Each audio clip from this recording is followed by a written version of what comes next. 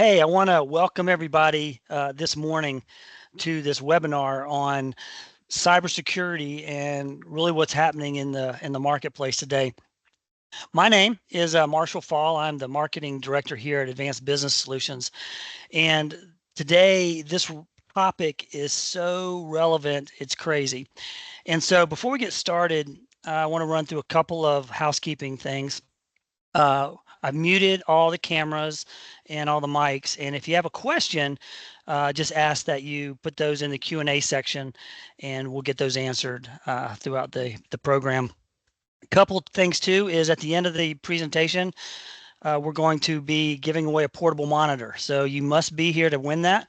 So if you think you want to leave early, I wouldn't do that because your coffee shop days and when you're in a hotel, having an extra monitor that's portable is absolutely amazing. So here's the deal. Cybersecurity is a big deal today, and I think we all recognize that and we know that. If you're breathing, like literally if you're breathing, you are a target, right? If you work for a small company that's 5 people or one that's 1,000, if you're for profit or nonprofit, you are a target.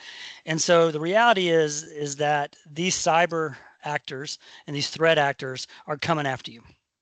I want to share with you a crazy story. Now, this story happened to one of our clients within the last couple months, and it's absolutely crazy. So get this. We have an executive of a top executive of a medium-sized company who was at home. And this person was at home watching TV. And while they're watching TV, they just started scrolling through their email. I do it all the time, right? We all do. And this person gets an email and it says, hey, from a colleague, will you check out this document and make sure the wording is right? Because I need to make sure it's right before I send it out. And we had talked about it, so on and so forth. So the executive thinks nothing about it, clicks on the document, goes into what this person thinks is the portal, puts in the credentials so they can see it, and document pops up, but the document's blank. Okay. I've been there. I've opened documents on my phone and they have not always rendered, so I don't think much about it. And neither did our executive. So the executive thinks to themselves, okay, no big deal. If it is, I'll speak with them, this week or whatever. And so this person continues to scroll through the email and it gets buried and that's it. Freeze. Here's the thing. It wasn't a legitimate email. It was a phishing email. It was a threat actor. And so when this person, this executive, clicked on this document and put in their credentials, it all of a sudden gave this threat actor access to this person's email and other things. Now sit back and think about that. Someone you don't know is now going through your email, scrolling through, learning who you are, your tone of voice, who you're communicating with, and all these types of things. Well, this threat actor starts doing all of that and learns the voice of this executive and finds a bank employee of a bank that they do business with and decides that's my target. Then, now get this, this is where it gets even scarier. This threat actor now creates an email rule that says, hey, any emails that are communicated between this executive and this bank employee get automatically rerouted to this folder that's buried way down deep in this folder structure of the executive. So this person would never see it. Okay, so now what? Threat actor then starts typing emails to this bank. And let's say the person at the bank's name is Mary. And so they start communicating with Mary. And this is what they said. You ready for this? Hey, Mary, this is so-and-so from XYZ company. I want to let you know that we have recently hired a new VP of Finance. We'll just call the guy Fred. And he's in charge of some projects that we have going on. And I need him to work with you to get the funding and all the things that need to happen transferred over. And I just want to give you a heads up. I've asked him to call you. Did you hear what I just said? He asked me to call you. They correspond back and forth. Neither one thinks anything about it. Now, you ready for this? Mary's ready for this guy named Fred to call her. This dude picks up the phone and calls Mary at the bank. Hey, Mary, this is Fred. so-and-so told me to reach out to you. I'm the new VP of finance. I've got these projects going on.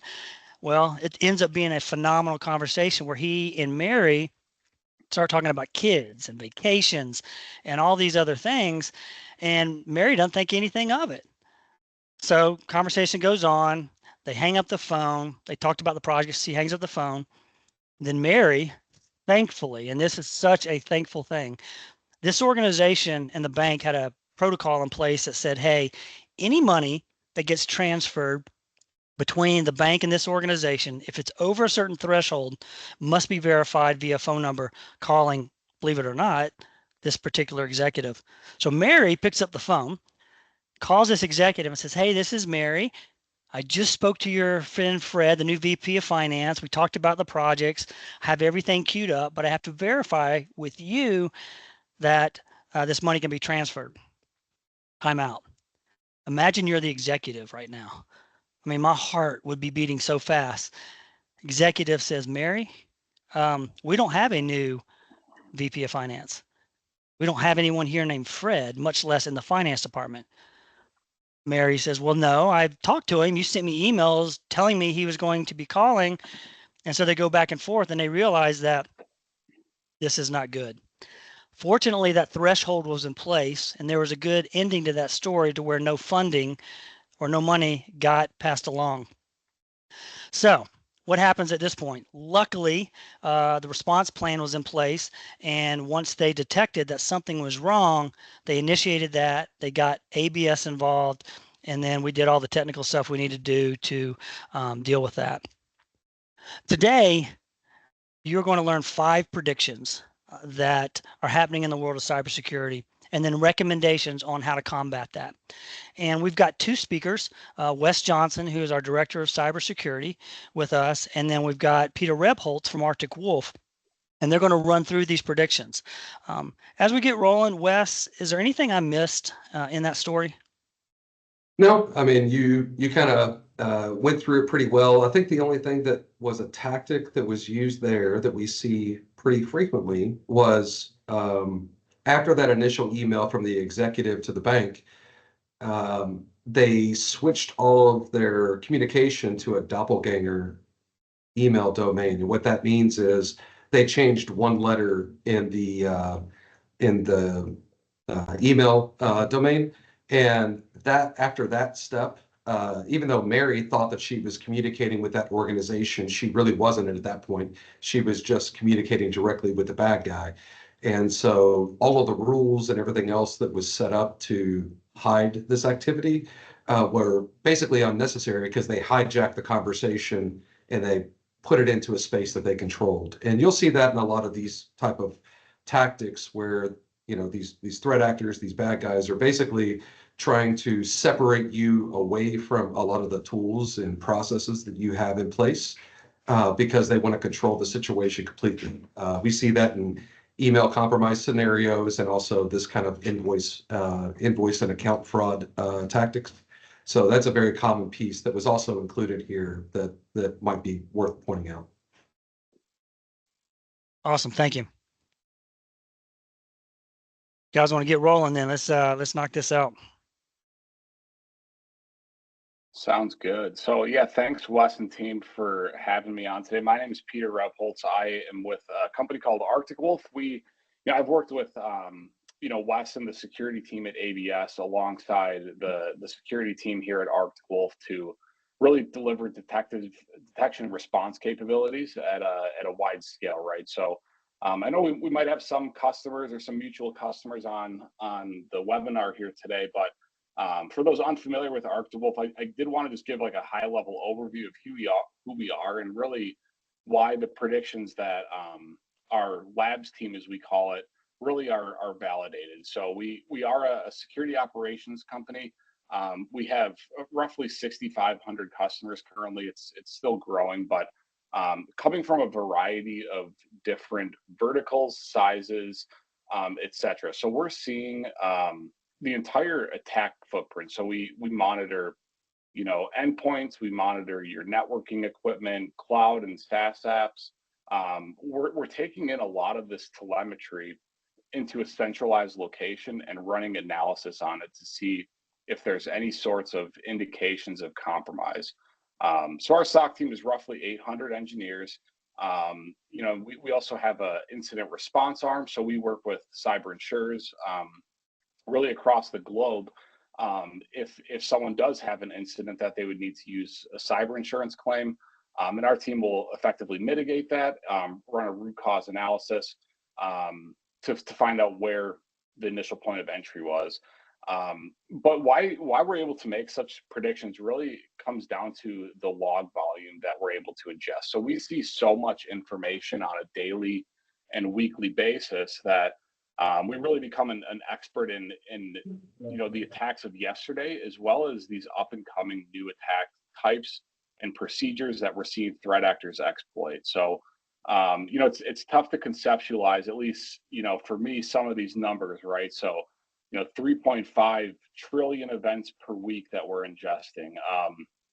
It's kind of a marketing slide or whatever, but I think it does help conceptualize. If you think about that number, in a given day, there's typically between 6 and 8 billion Google searches. So, I mean, I know I personally am hammering away at Google multiple times a day, and just putting that number in perception. But And to that point, Peter, I was just going to point out the fact that, as a managed service provider providing support for 200 plus companies, we frequently will start to see things occurring with one client and then start hearing about something with another client. And because we're at that frontline level, we get to draw a correlation quickly, and then whatever the solutions and the remediations that we're doing can be utilized with our other clients.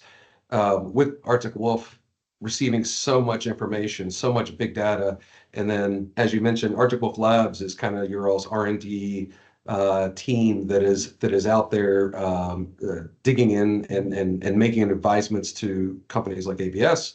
It really does kind of give us that same kind of approach on a massive scale, to where many of those 6,000 plus customers that Arctic Wolf's working with, I might not know any of them, but things that you will identify sometimes get brought to our attention so that we can make good decisions quickly with that kind of data as well. So there's that intel sharing that works really well with our operational alignment.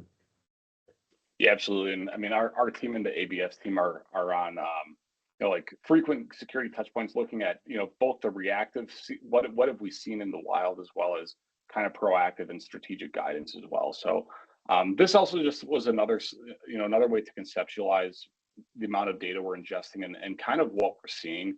So we do have like an AI layer built into our platform that is sifting through some of this noise. But kind of what we do differently is we actually have, with our extensive SOC team, humans investigating each potential alert that we're seeing from the platform. So this work is it's incredibly difficult to kind of find the needle in the haystack, if you will, of all this noise that all the network and computers are making, and trying to sift out and find that one alert that actually needs to be actioned, right? The needle in the haystack. The needle in the haystack, and that's when we're sending this all over to the ABS team to kind of be our boots on the ground, right? And run these to the ground and try to stop any bleeding before it would lead to an instance that Marshall had said of potential financial loss or data exfiltration, etc. But the reason why we're all here today, I imagine, is because cyber risk really has transformed into business risk. We're seeing that the losses from cybercrime is outpacing the security tooling industry, right? So at Arctic Wolf, we call this the effectiveness gap. We really think that the tools that are in place are doing their job, but far too often we'll see instances where without the correct controls or the correct policies behind these tool sets, with the ways that threat actors are able to evolve, they're still able to exfiltrate data for financial gain. And the other thing that you point out that effectiveness gap. I'll also add to that and say there's a lot of tools that people rely on that are basically preventative tools. They're preventing malware from running. They're preventing people from accessing your network. And those are still very important tools to have in place. However, we all know it, just like in physical security, if somebody wants in bad enough, sooner or later they're going to find a way in. And then the name of the game becomes detection. And so we have to have things in place to detect when those preventative solutions have failed. And, we need somebody to tell us, we need the dog in the house barking to let us know that there's an intruder, or in this case, the wolf in the north barking to let us know that we have a problem. And that's where that intelligence kind of comes into play as well. Yeah, absolutely. So with that, I wanted to start jumping into the predictions, kind of just giving you a high level overview of the 5 that Wes and I are planning on running through today. Like I mentioned, this report really comes from our labs team. They produced, it's like a 40-page document. So we're kind of taking some of the highest level findings out of this that we wanted to discuss with you today. So I'll kind of go through these. I think Wes is going to come with a couple examples of what he's seen as boots on the ground. And yeah, as questions come up, please feel free to throw them in the Q&A, and we will try our best to answer them at the end. But starting with our first prediction, perimeters will become more porous. So in 2024, we really saw a variety of exploits at the firewall level, or the first piece of network gear that's going to be sifting through internet traffic, right? So with these firewalls and VPNs and other networking tools being exposed to the broad internet, if there's software vulnerabilities within there, it really becomes an easy way for threat actors to exploit and get into your network. So the challenge here is staying on top of these things. And if a network, or kind of as Wes had said, detection is key. If someone's able to get into your network, being able to identify that is going to be very paramount. And there's also going to be misconfigurations and such like that taking this operational approach can help with. But Wes, I wasn't sure if you wanted to go through an example. Yeah, there was a client that we had late last year, and it was following a security bulletin that we received from ArcticWolf. So SonicWall kind of had a rough Q4 as far as its vulnerabilities went, and nothing against them. Every firewall is occasionally going to have some critical 0-day vulnerabilities. 0 days are basically vulnerabilities that become live in the wild, and that they start to be exploited. Usually in those situations, sometimes the manufacturers haven't even developed a remediation for that. And so sometimes it takes them a little bit of time to get a patch to be able to address that. But the scenario that I was thinking about was related to a SonicWall. And really what the threat actors were doing was they were going and they were able to basically send a query to that firewall and pull all of the VPN users that were set up in there. And in most cases, and this kind of goes to the prediction that perimeters have kind of become more porous, this particular client had changed the way that they had accessed their VPN. They had set up a lot of 365 connections so that they could use MFA for their VPN. But what didn't happen was nobody went in and cleaned up the old accounts. And so since those old accounts were still there and still active, the threat actor was able to go and just dump those credentials. They used one of those credentials to be able to access the VPN. And it turns out that user's credential that they pulled using their exploit, that credential was still live. That credential was still active in their Active Directory, and the person hadn't changed their password in a very long time. So that was a live account, and then through that, they were able to not only connect into the main network of the organization, because this old vestigial VPN was left there, but they were able to use the information that they gained from that to be able to move further into the network. So in that particular event, they did try to ransom the client. They used that access and exploited it across their network. And a lot of it was the fact that it was just, and I'll come back to this a number of times, but a little bit of poor hygiene. They could have done a threat assessment at some point to identify things like this, and sometimes those kind of things come up. But of course, it's always easy to say things in hindsight. But there's a few other things that will bring the perimeter into becoming more porous. As many of you all go to the cloud, you don't have those on-prem servers anymore, but you are moving all your data into SharePoint. Just like the example that Marshall gave earlier, once somebody has compromised that identity, that not only can they go through the mailbox and get intelligence from that, but they can also access whatever that identity can access. So you used to have a firewall protecting your on-prem data, but now all your on-prem data is in 365, and the only thing guarding it is that MFA on those user accounts, which we also know can be circumvented. So as you have more people that are comfortable working outside of the office, the perimeter is going to end up becoming more like Swiss cheese. And so there are solutions that you can put into place, and there's a lot of best practices that could be adopted for those kind of things. Yeah, here we go. We got a couple of recommendations here. So the one on here is a zero trust network access. And you'll hear zero trust kind of talked about in multiple different ways, but really it's a strategy. It's an architecture that doesn't assume that anyone in the network should have access to everything. A good example of this might be if you go to an apartment building and you have to have or a hotel. You got to have a key card to be able to get into your room. But in some cases, you also need a key card to get to the right floor or a key card to get into the building in the first place. You would never make an assumption that just because somebody's in the building means that they have access to all of the doors.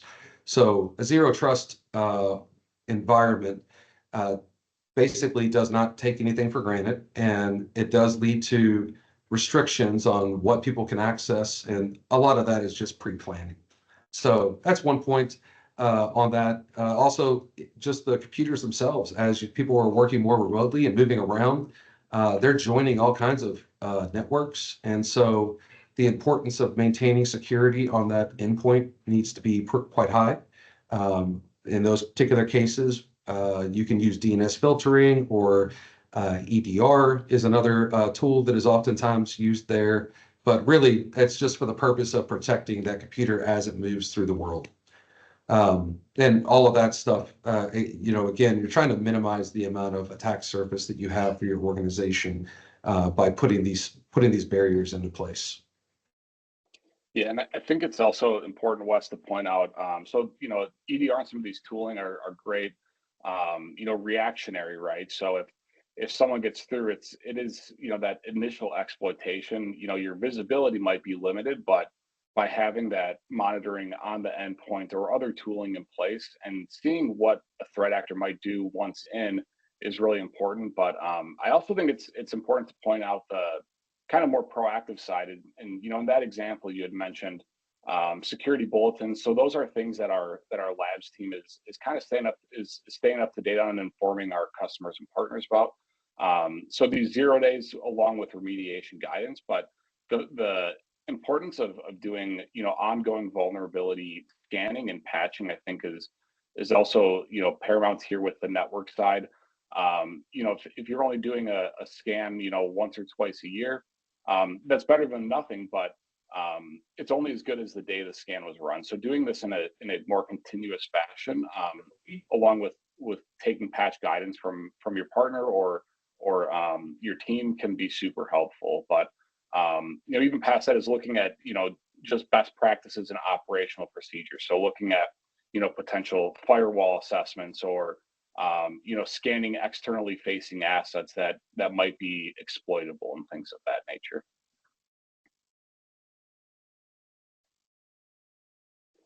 With that, we'll jump to prediction number 2. So, adversaries will leverage opportunities for large-scale social engineering. So, hate to say it, but phishing is really not going away, and in fact, we're actually seeing new ways in which threat actors are using phishing to get into accounts. So MFA is still going to be one of the better tools to prevent this initial access, but we're actually starting to see threat actors leverage a notion called like MFA fatigue, where if you have to MFA into everything, or if they're blasting your phone with MFA requests, we'll see some employees unknowingly or unwittingly accept that request and let a threat actor into a network. So these these threat actors are opportunistic, and they're looking for ways that they can exploit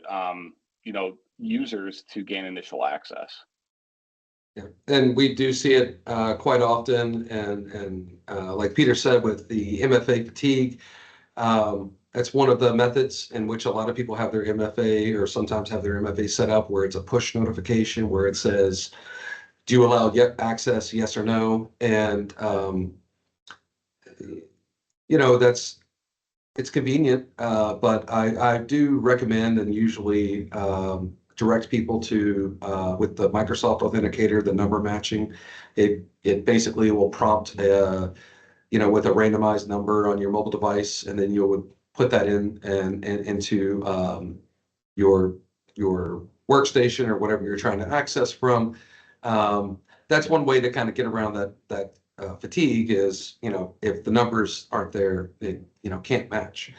But I will say, with the social engineering, that's kind of, not to minimize it, but a lot of these cyber criminals are just using social engineering tactics in the technical space, and that sometimes they're scams as old as time, but the reality of it is it works, and your users, your team, your staff are I'm sure intelligent, functional, high functioning people, but these criminals are specifically using these kind of emotional tactics to manipulate them. So urgency, threats of some sort of legal repercussions, a lot of those kind of things. And I'm sure this audience has probably seen it in emails before. It's telling you that it's going to delete all your information out of your email services if you don't click this link and log in now. Things like that just push people. So a good rule of thumb is, if you ever do receive something that has that manipulation element to it, take a step back, take a breath, talk to somebody that may be able to weigh in with it. If you're, call your MSP, call the help desk and say, hey, will you look at this with me? A second opinion is always a good way to go. But generally speaking, there's going to be very few things that are so pressing, so urgent that there's going to be major repercussions in this field. So there's a lot of business email compromise that we see. I'm sure it's probably the people in the audience have heard stories or have stories of their own. But one of the things I did want to highlight here is, even though there is that social engineering element, there's one thing that I do want to put forth, and it's encouraging people, business leaders, to challenge their assumptions on how their posture is, their security posture is, because even though, let's say that you did a MFA project a year or so ago, and you got everybody over to MFA, and you did that because you didn't want somebody just to brute force the user account with, just cracking the password. So you wanted another step in there. In case it hasn't been said, those MFA solutions can be bypassed, and they can be bypassed fairly easily through phishing. 90+% of cybercrime all begins with phishing. It's the easiest way to get in. And those MFA tokens that get generated whenever you're working on your computer some of them can last for 90 days. And so if the threat actor can swipe that token, and they usually will get your username and password in the process of that phish, they can basically log into your account whenever they want and act as you. They can set up those rules. They can redirect mail. They can do, just dump it all. And like Marshall said in the initial story, learn who you're talking to and who in your organization is responsible for doing different things. So I mention all this just to give some context that the MFA bypass exists. It's out there. That token theft is true, but it doesn't dissuade us at all with MFA. It's still a necessary solution in there. And you really want to be, it's kind of like the old saying, you don't have to be faster than the bear, you just got to be faster than your buddy.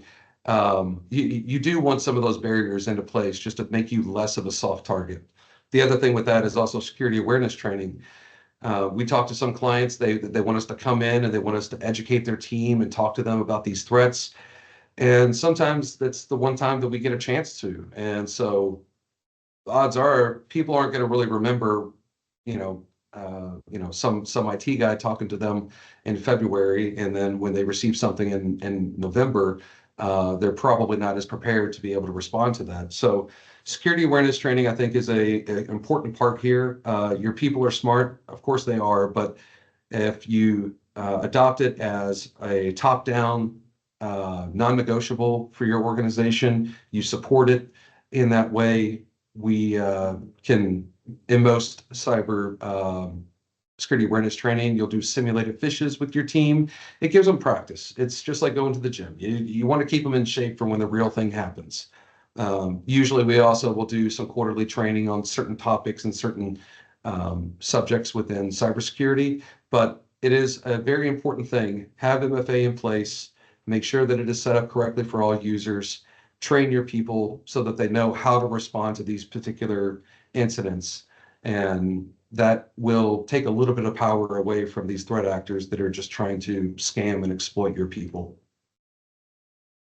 Yeah, and one thing I would add to that, Wes, too, is one thing that we like to preach at Arctic Wolf, specifically as it relates to security awareness training, is trying to create that culture of security within your organization. So, Wes had kind of alluded to it. If you see something fishy, pun, I guess, absolutely intended. Yeah. Ask your colleague. We don't want to create it. We recommend not trying to create an environment where you're assigning blame and things like this that might prevent an employee from sharing this or getting a second set of eyes on it, and or if they do incidentally click one, not reporting that to their partner who can help with the follow-up steps. So the last thing we would recommend is obviously having that detection capability into that cloud space is paramount. But not only, I mean, that's inclusive of your Office 365 email and SharePoint, but also that MFA, because that allows our team on our end to get multiple different data points for really the same incident and correlate those against each other. So we're able to see moves that an attacker in theory would make to hide themselves in your email tenant. And those are ways that we can get them out quicker before they're able to initiate an attack. And I want to touch on something that you just mentioned, Peter, because I do think it is important. And I was trying to relay this initially that, the business leadership of an organization needs to take it seriously, the training seriously with their staff. But it should always be done in a positive way, in the sense that if somebody does click, so the simulated phishings that we send out, if somebody clicks on it, they're registered for some additional training. And when somebody is registered for training, ideally, it should be looked at as an opportunity for them to improve, not a punishment for failing. And the reason why I wanted to touch on that and kind of make it known is sometimes with some clients where we don't have any kind of detection in place, the only time we know when something like this has happened is self-reported actions. And some employees, I mean, it does take a lot of strength to acknowledge the fact that, oh, I messed up. I'm telling somebody, the right people, the technical people that could do something about it. And they have to feel psychologically safe in order to be able to do that within an organization. So if any of the business leaders out here are have programs like that, I encourage you to try to make it as positive as possible. I know it can sometimes feel like you messed up and you're punished for something, but the reality of it is everybody in that organization is trying to do the same thing, which is protect it as a whole. And in order to do that, they have to be empowered to be able to respond and self-report if they do believe that they've done something that might have been incorrect. So I'll get off my soapbox, but yeah, make sure that it could be a positive interaction with your employees. Yeah, absolutely. I think with that, we'll move on to prediction 3. So, we're seeing that we're predicting that ransomware is gonna, further exploit some of these weaknesses in identity and the access management configuration. So we've kind of talked about this already with MFA, but Active Directory is another tool that's going to be utilized, and frankly, it's not secure by default, and we see misconfigurations within these tenants all the time. We'll see far too often that operational continuity, if you will, is taking the easy way, or something like that will take precedence over security. But it's getting a lot easier for cyber criminals to find these credentials. A lot of these informational breaches that you'll hear about in the news, really what the threat actor is doing is taking the credentials that they've stolen and selling them on the dark web to potential threat actors that'll try to in turn attack your personal information. So it's really only a matter of time until one of these accounts gets compromised, and taking proactive measures can be very helpful here. Yeah, and again, I mentioned IT hygiene earlier. IT hygiene really comes into play here as well. And usually what I mean by that is the fact of there's a lot of companies, and again, Microsoft does it by default, kind of what Peter was mentioning. A lot of the times, convenience is prioritized over security, and that side of it, and that's been the way that people have thought about it over the years. That that they want an easy way to get access to what they need to have access to. But the downside of that is it could definitely be exploited. And even though I know prediction 1 was talking about the more porous nature of the perimeter, the brick and mortar firewall aspect, firewalls are quite good at what they do nowadays. And even though there's always going to be a risk there, a lot of ransomware gangs have began to target misconfigurations within organizations. The example that kind of came to mind with this particular one when we were talking about it was there was a client of ours who had a vendor that occasionally had to do some work on a server for them, just updates and everything else. And I think when I found out about the situation and we talked to that particular vendor, it was like, once a quarter they had to go in and do an update. But back when the project was initially done, the vendor came in and said, oh, I need full domain admin access because I have to set up all this software and make sure it works between multiple users. And so, okay, that made sense. The person needed that level of access. But after the project was over, nobody downgraded that account. Nobody really paid attention to it much at all. It was the vendor's account. It was, they need that. But the problem was they did get exploited. I do think that this was a situation where the vendor had been using either the same password repeatedly or a similar password. But either way, that password was cracked by a ransomware gang.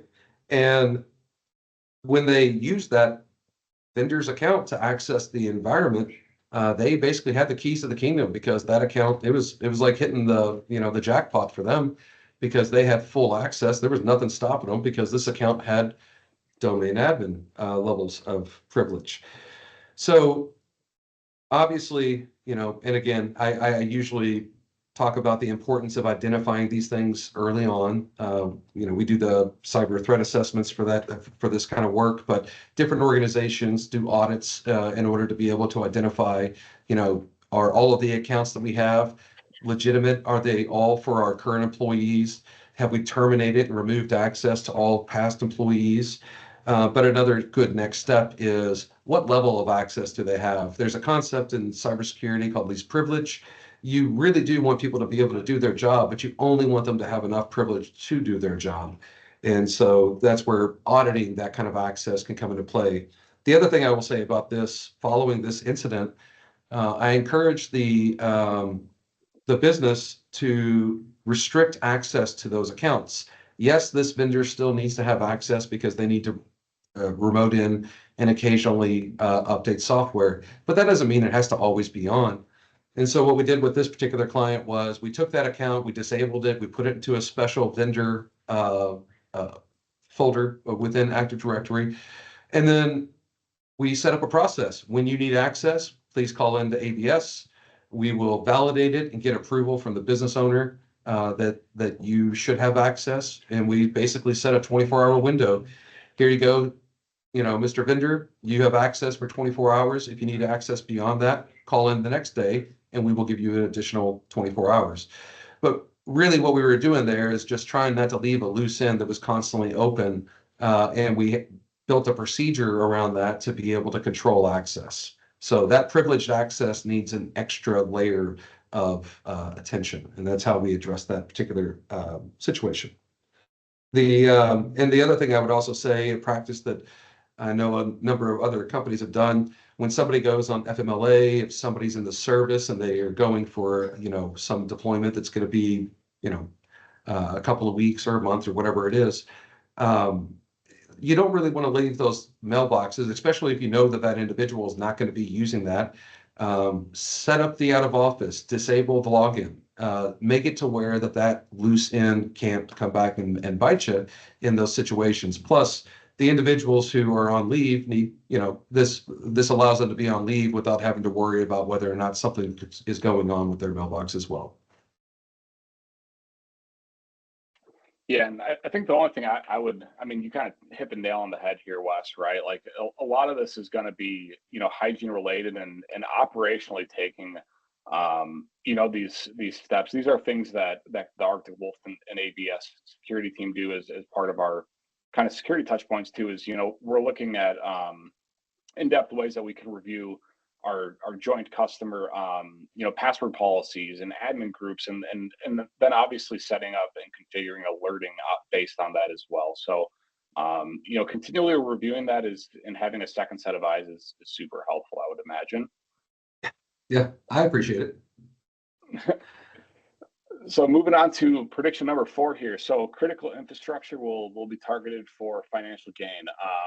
So I think, specifically, I don't know if we have many manufacturing attendees here today, but they might have heard of CMMC, which really is a maturity model that the Department of Defense is kind of requiring upon their subcontractors. And I think this is really, this prediction is kind of the root cause for some of these actions that the government is taking, right? So, a lot of we just had our elections here, but we have elections across the globe that, provide opportunities for destabilization. There's global conflicts, things of that nature that, the Russia-Ukraine, conflict kind of gives us a glimpse of what this future digital battlefield may look like. So, the U.S. government believes that, attacks against U.S. critical infrastructure might be that next warfare without, direct sending the troops in, right? So there's a, the U.S. EPA even acknowledges that, a lot of utility companies and kind of critical infrastructure are widely vulnerable. Yeah, and like you said, the CMMC, I know that there are some clients that are trying to, get their ducks in a row because they do work with government contracts, but and it's frequent that people go through, they're upset that they have to put in additional features in there. But the way I look at it, and much of this came following the Colonial Pipeline event, we have a complex, national supply chain. And if we can't keep that safe, it creates a vulnerability to us as a country. So if you are in one of those organizations that you're working on, achieving a CMMC certification, or even if you're not, there's a lot of benefits to basically becoming more hardened from a security point of view, just to be more stable. And if we are more stable as far as our critical infrastructure, we're a little bit better to handle disruptions. I will say that a lot of this, I work with CISA. CISA is the Cybersecurity and Infrastructure Security Agency. Happy I got all that out at once.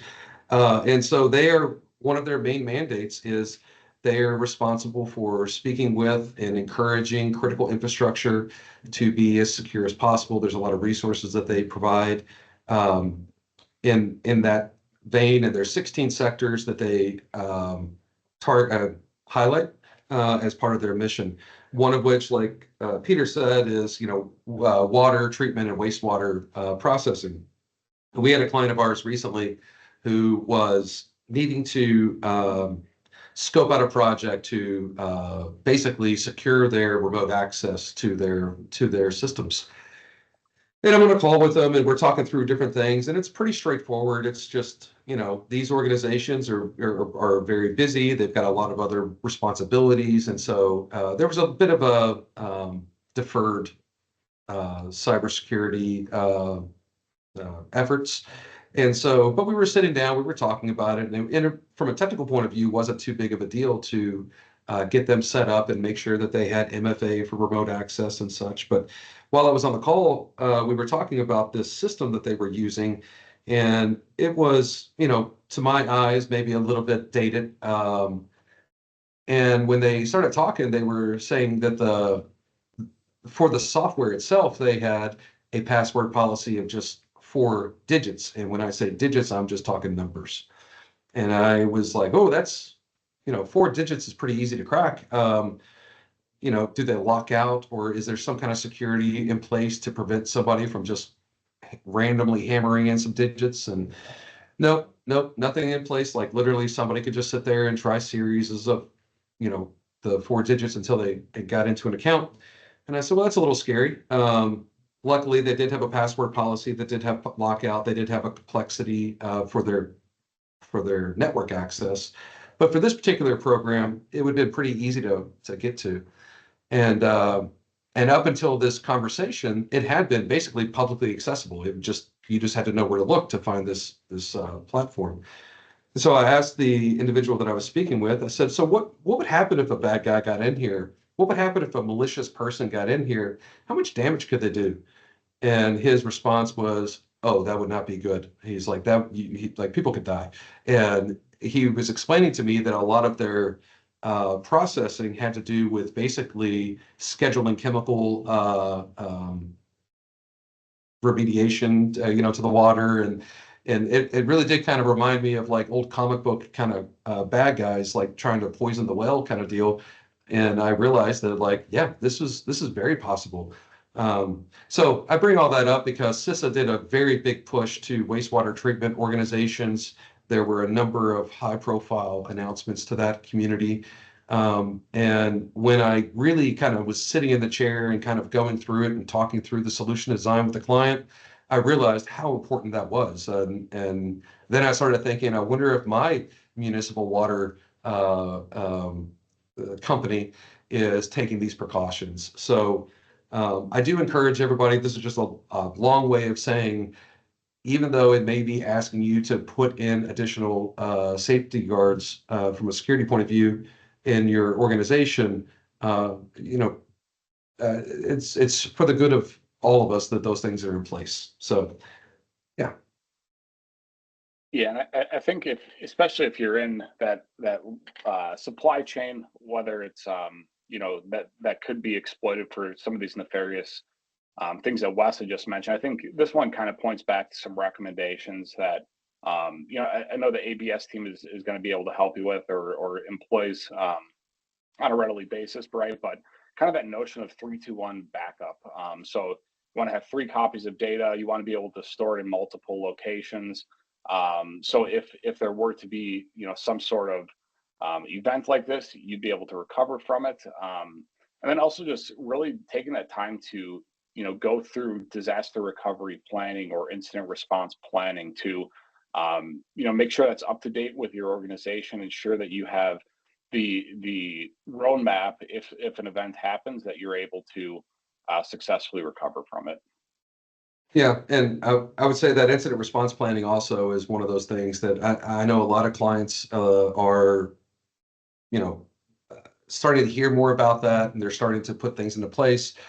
And I do want to point out that it's not just purely a tactical response, but it's also how your organization is going to respond to a crisis. As a matter of fact, just anecdotally with ABS, I think many of you all may know we had a building next to us explode, and that was a pretty crazy, chaotic moment. But we fell back on our incident response planning, and in order for the safety of our employees, and also for like, what do we do next as a team?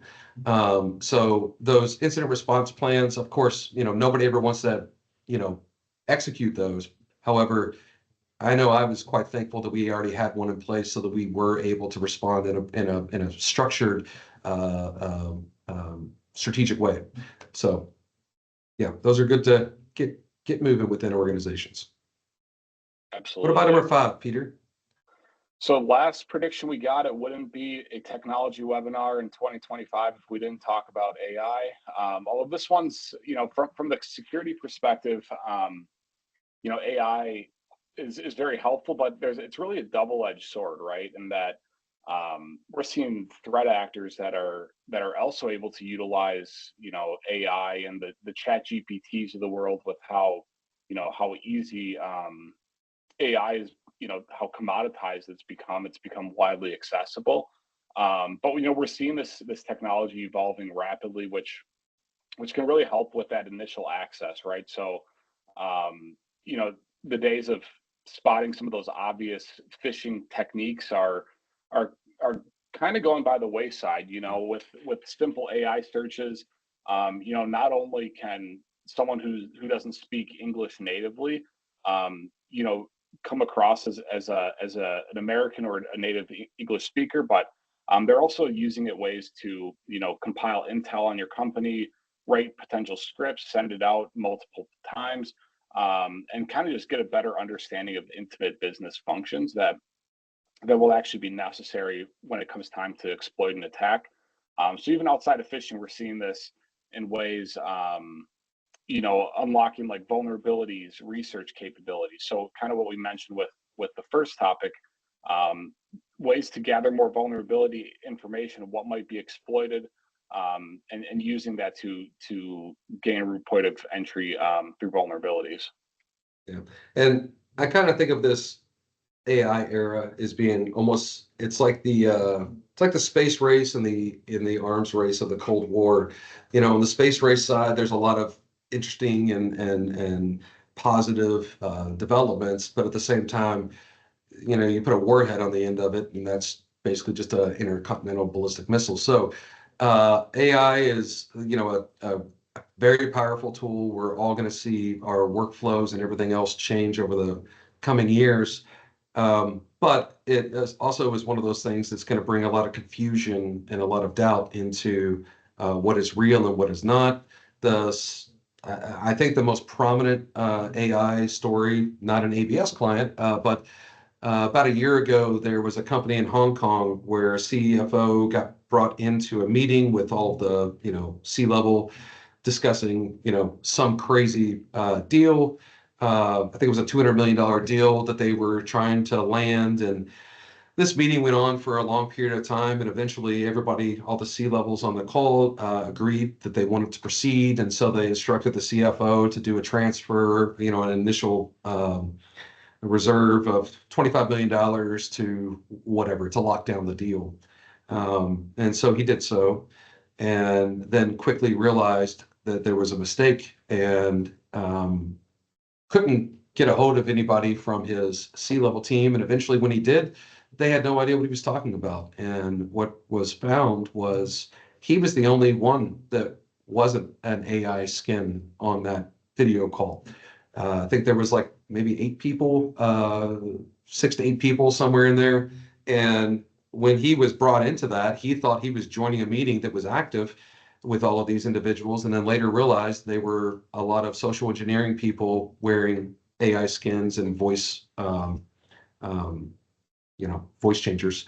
So I don't think that's going to happen at these at our clients anytime soon, but I do know that that's an example of how extreme some of this technology is going to become. And so again, I'll fall back on detection is going to be the name of the game. Working with Arctic Wolf, we get a lot of intel to try to identify when these kind of things are happening.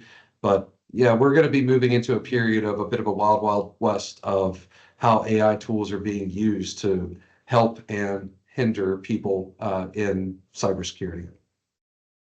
So yeah, I think having that up to date, detection logic and from our point of view, being on that cutting edge, if we're able to see some of these incidents that we get called in to clean up, again, being able to inject that logic used by a threat actor into the broader customer base is really helpful in kind of fine tuning and updating our detection logic. I think another one that I wanted to point out here is it kind of goes back to that initial story Marshall had told, but kind of utilizing a trust but verify approach, and have policies in place. If use multiple means of communication. If someone's asking you something on email, hit them up on Teams or give them a call just to verify before Yeah. doing some of these financial requests, and try to bring that human element back into things as you can. Some organizations I know have even implemented like a code word just to prevent voice masking or image masking, to where you basically set up a code word with your CFO and your CEO to be able to know that they are speaking to each other. It's a little bit interesting or a little bit weird, but I think something like that was a very low stakes way of having some plan there. Yeah. Wes, Peter, thank you. I know we're getting short on time. I did have one question I want to throw out to you, and you have to answer pretty quickly. Is it came around prediction number 2? It says that MFA can be bypassed. Why do we need to use it? Yeah, I mean, again, it's kind of like kind of the bear scenario, or even if you think back to like the old club that people used to put on cars. Um, Even though it may not stop those kind of things, it does make you a more difficult target. And so oftentimes threat actors will go on down the line. But having that in place is a good strategy across the board regardless. It is going to give a bit of a backstop to people just being able to brute force their way in. So I still encourage clients to use as much MFA as possible within their organizations. Awesome. Awesome. So I know we're wrapping it up here. So here's what's going to happen from this point. I'll send out an email to everyone that's on this call. It'll have a copy of the presentation. We're also going to be providing a more in-depth study from Arctic Wolf that kind of goes in deeper on all of these predictions and the recommendations and things like that. So be on the lookout for that, as well as a copy of the webinar. We do want to give away the monitor. So I have the list of people that are on the call up on the screen, and I've got them numbered. So Wes, I need you to give me a number between 1 and 31, please. 1 and 31. Between 1 and 31. Between 1 and 31. And I can't see that. the number that came up was number 7. Lucky number Ha! 7. Julie McAuliffe. So Julie, congratulations. I will be reaching out to you to get you your portable monitor. Again, we appreciate Wes, you and Peter taking time to be on this call, everyone for taking time out of your morning, and we'll be in touch. Last thing is one of the things that a lot of companies are asking for now are what are called cyber threat assessments, which is a way that ABS could come into your environment and see where your vulnerabilities are, where your risks are, and things like that. So that'll be in the email as well. All right. Well, I am a stickler for time, and we are ending it about 30 seconds early. Yes. So again, thanks for your time. Everyone have a wonderful, wonderful day. Thank you.